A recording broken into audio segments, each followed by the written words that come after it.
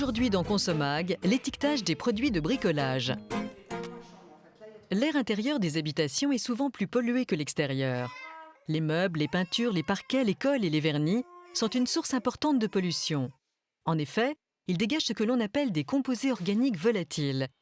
Une étiquette indique désormais le risque que le produit représente pour la santé. De quoi s'agit-il? Explication. Donc, les composés organiques volatiles sont des substances chimiques qui sont émises par de nombreux produits du quotidien et que l'on retrouve donc dans l'air intérieur que nous respirons dans nos logements.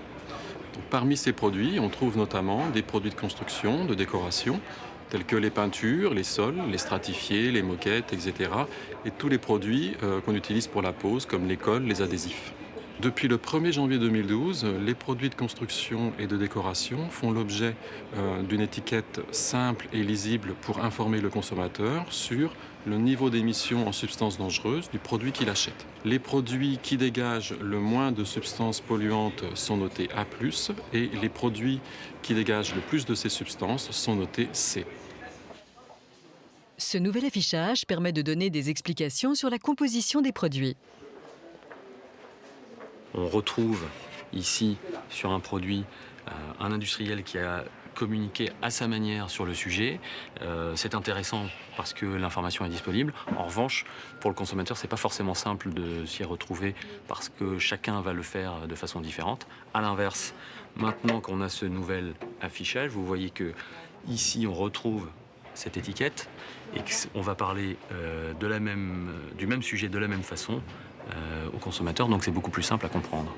Donc cette étiquette effectivement permet aux consommateurs de comparer des produits entre eux, à la fois des produits d'une même gamme, type peinture, ou de pouvoir choisir pour un projet type chambre d'enfant par exemple, des produits qui vont tous avoir le même niveau d'exigence. On pourra choisir un parquet, une peinture, voire une lasure, et faire son projet avec que des produits A+.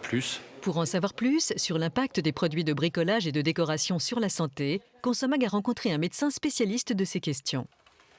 Les risques pour la santé humaine sont essentiellement liés aux capacités irritantes et allergisantes de ces produits, c'est-à-dire qu'ils peuvent provoquer chez des personnes sensibles, exposées à ces composés, des maux de tête, des yeux rouges, des conjonctivites, des crises d'asthme, des rhinites.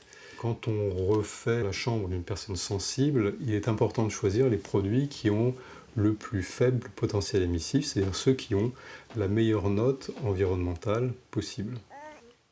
D'une manière générale, pour réduire la pollution de l'air intérieur, il faut également limiter l'ensemble des produits d'entretien qui sont nécessaires au logement.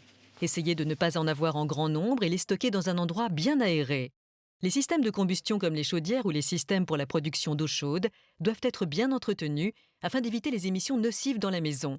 Enfin, l'aération ou la ventilation du logement est primordiale. S'il est équipé d'un système de ventilation mécanique, les bouches doivent être régulièrement nettoyées.